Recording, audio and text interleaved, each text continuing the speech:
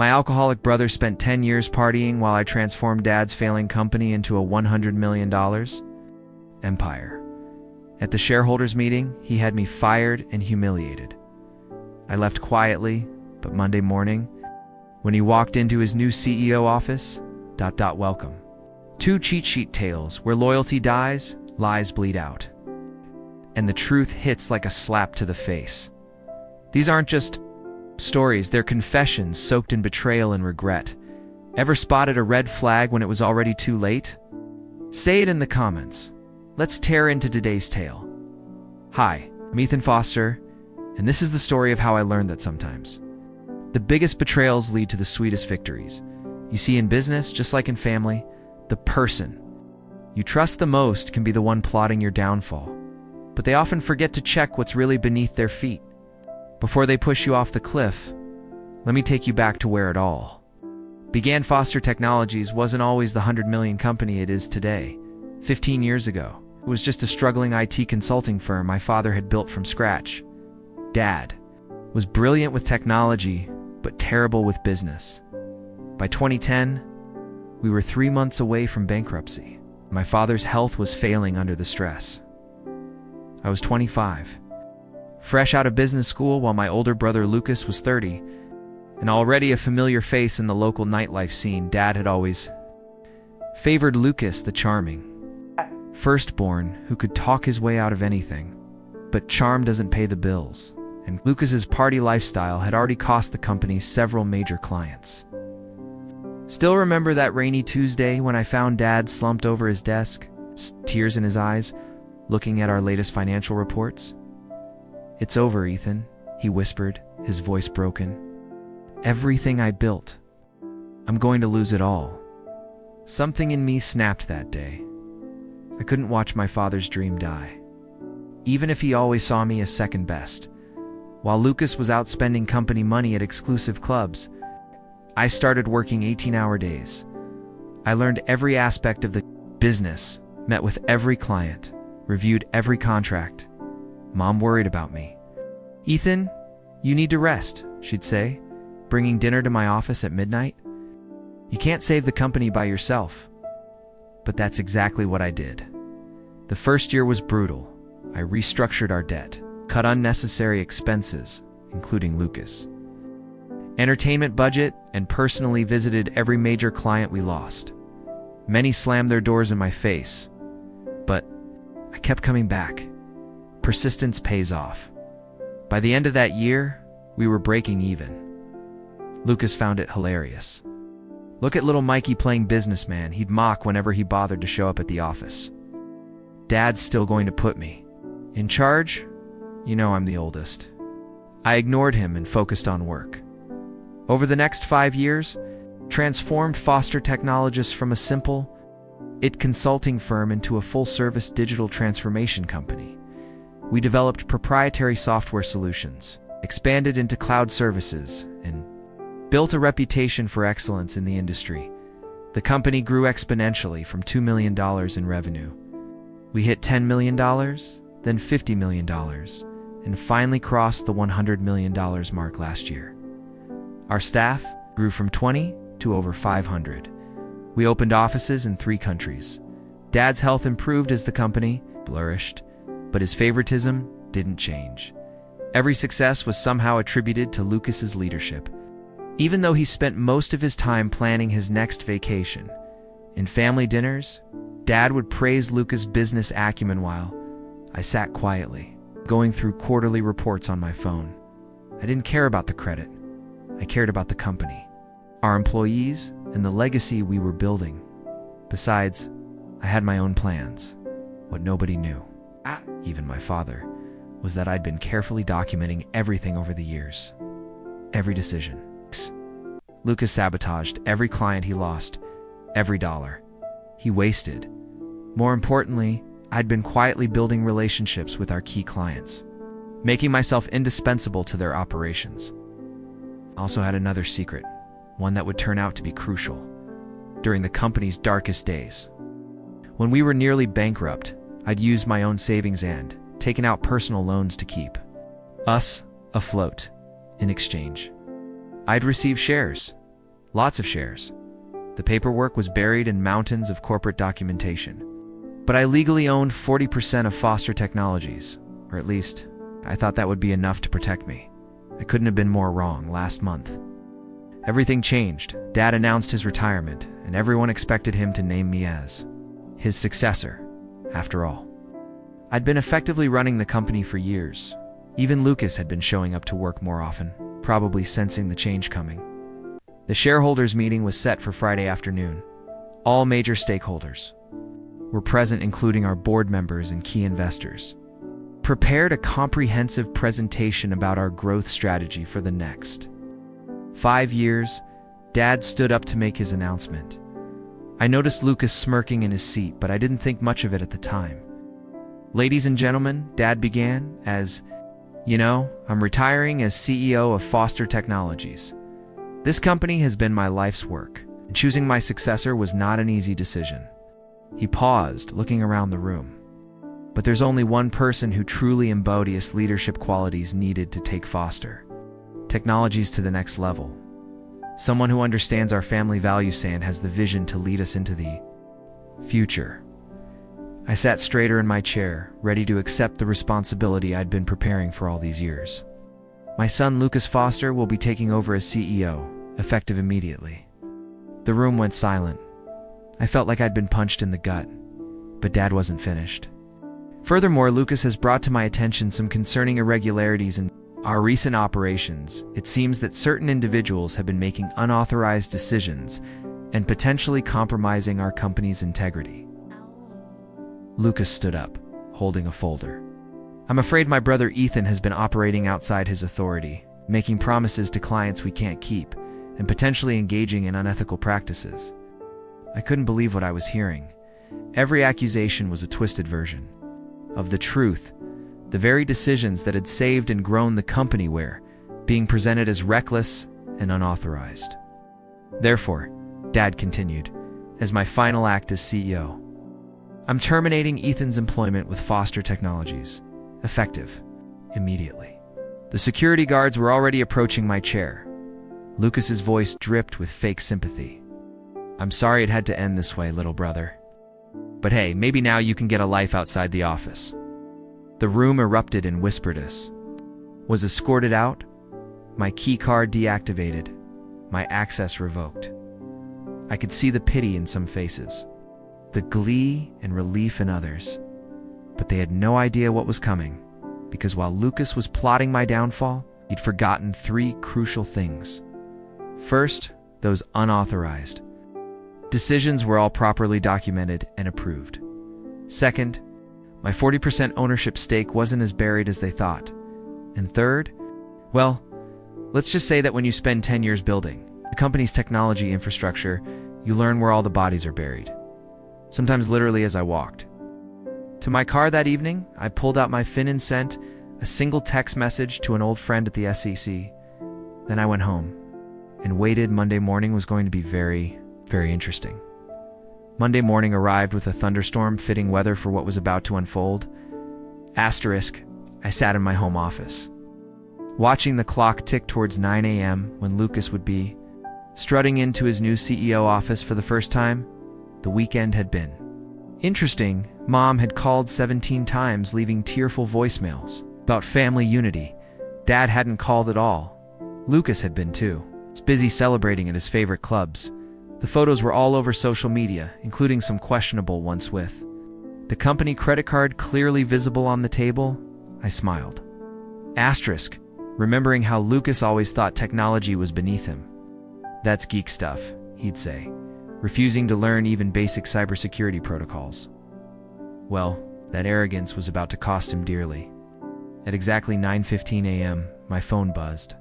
Text from Riley, my loyal executive assistant, who Lucas hadn't bothered to fire, probably because he thought she'd just brought coffee. It's starting, her message read. I opened my laptop and connected to Foster Technologies' internal security feed. Yes, I still had access. When you build a system from the ground up, you always leave yourself a backdoor. The camera in the CEO's office showed Lucas walking in, coffee in hand, ready to begin his reign. Asterisk, he sat in a leather chair, my chair. and pressed the power button on his computer. That's when the show began. Instead of the Windows login screen, a video started playing. It was security footage from 3 years ago, showing Lucas in his very office, making a deal with our biggest competitor to sell them our client data. The audio was crystal clear. "Of course, I can get you their information."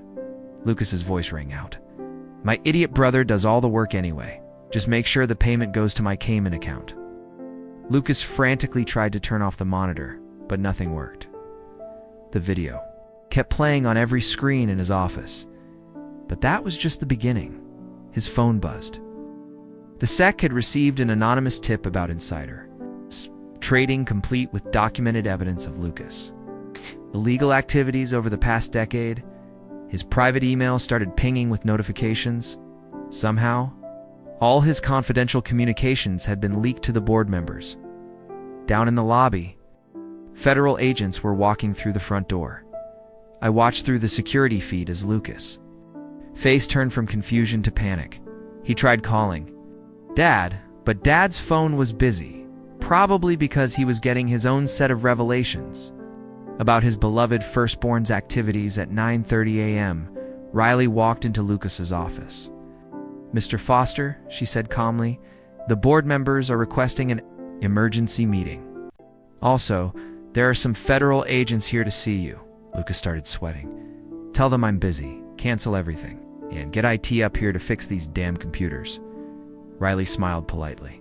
I'm afraid that won't be possible. You see, the entire IT department just resigned. They sent a company-wide email explaining why. Something about loyalty to the person who actually built this company. What? Hey. Can't do that? We have contracts, actually. Riley placed a folder. On his desk, they can. Their contracts were with a subsidiary company that holds all our intellectual property rights. A company that, as of this morning, is no longer affiliated with Foster Technologies. Lucas' hand shook as he opened the folder.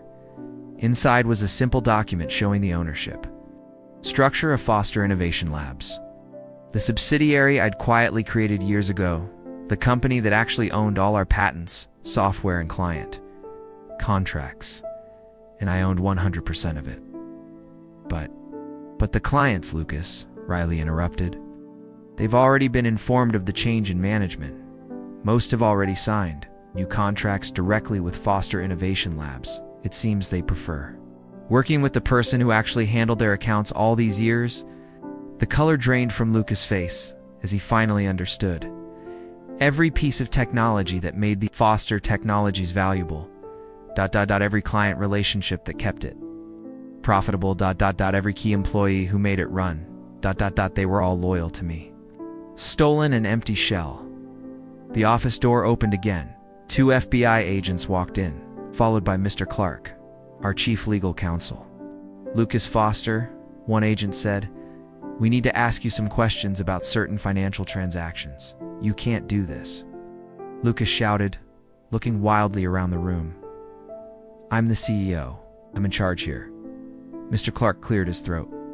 "Actually, about that, He pulled out another document. "The board just concluded an emergency meeting. Given the circumstances, they voted to remove you as CEO effective immediately. Can't do that. You own shares in Foster Technologies." Mr. Clark corrected.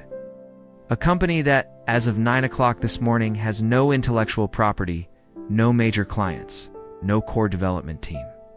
I believe the stock price reflects that reality." Lucas lunged for his computer, probably to check the stock ticker, but, of course, his screen was still playing videos of his various illegal activities over the years. As Lucas was escorted out of the building by federal agents, his designer suit wrinkled and his face ashen. I sent one final company-wide message from my remote access to all remaining Foster Technologies employees. You have a choice. Stay with a sinking ship or join us at Foster Innovation Labs, where innovation and integrity actually mean something. Your jobs are secure. Your benefits will be better. And most importantly, your hard work will be respected. Within an hour, 90% of the staff had accepted the offer, but my revenge wasn't complete yet. There was still the matter of Dear, old Dad's retirement fund. The fallout was spectacular. Within 24 hours, Foster Technologies stock had plummeted 70%. News of Lucas' arrest made headlines in every major business publication. Tech CEO arrested on multiple fraud charges. Foster Technologies in freefall as scandal erupts. But I wasn't done yet. 3 days after Lucas' arrest, I sat in my new office at Foster Innovation Labs headquarters, a modern building I secretly purchased 6 months ago. Riley walked in with a familiar face, Dad's financial advisor. "He's been calling non-stop," Riley said. Mr. Mason looked uncomfortable. Ever since he realized that his retirement fund is worthless because he invested everything in Foster Technologies stock, I finished for him. Dad had always bragged about having skin in the game, keeping his entire retirement portfolio in company shares. It was poor financial planning, but he'd never listened to advice about diversification. Now those shares were worth pennies on the dollar. "Your father is desperate," Mr. Mason continued. "Mrs. Foster, your mother, she's worried they might lose the house." I leaned back in my chair, thinking about all the times Dad had dismissed my warnings about Lucas's behavior. All the times. He attributed my success to luck rather than hard work. "Set up a meeting," I finally said. "Tomorrow, 10 a.m. here." The next morning, Kaya and my parents arrived at Foster Innovation Labs. Mom looked like she'd been crying. Dad looked like he'd aged 10 years in a week. They sat across from me and the visitor. Chairs the same model as the ones Dad used to make me. Sit in while he lectured me about real leadership. "Son," Dad began, his voice shaking. "I know I made mistakes." "Mistakes?" interrupted quietly. "You let Lucas destroy evidence of his crimes. You helped him embezzle company funds. You were complicit in fraud that hurt our employees, our clients, and our shareholders." I didn't know he tried to protest. "You knew," I cut him off. "You just didn't care, because Lucas was your golden boy, and I was just the backup plan." Mom started crying softly. I handed her a tissue. "But that's not why you're here," I continued. "You're here because you're broke, because the company shares that were supposed to fund your retirement are worthless." Dad slumped in his chair. "Ethan, please. We're family. Family." I smiled without humor. "Was I family when you let Lucas take credit for my work? Was I family when you fired me in front of the entire company?" I pulled out a folder I'd learned that dramatic revelations were more effective with proper documentation. "Here's what's going to happen," I said. "Foster Innovation Labs will buy back your shares in Foster Technologies at their original purchase price." Their eyes widened with hope. "But," I continued, "there are conditions. First, you both sign a non-disclosure agreement about Lucas's activities. Second, you retire quietly to that house in Florida you always talked about. Third, you stay out of my business completely." "You'd do that for us?" Mom whispered. "Not for you," I corrected. "For the scared. A 12-year-old boy who used to believe his father hung the moon. He deserved better than what you gave him." Dad started to speak, but I held up my hand. "One more thing. The money comes with the trustees, someone who'll make sure you don't gamble it away on another, one of Lucas's schemes. Monthly allowance, investment restrictions, the whole package." "You don't trust us," Dad said sadly. "You taught me that." Lesson very well. They signed the papers.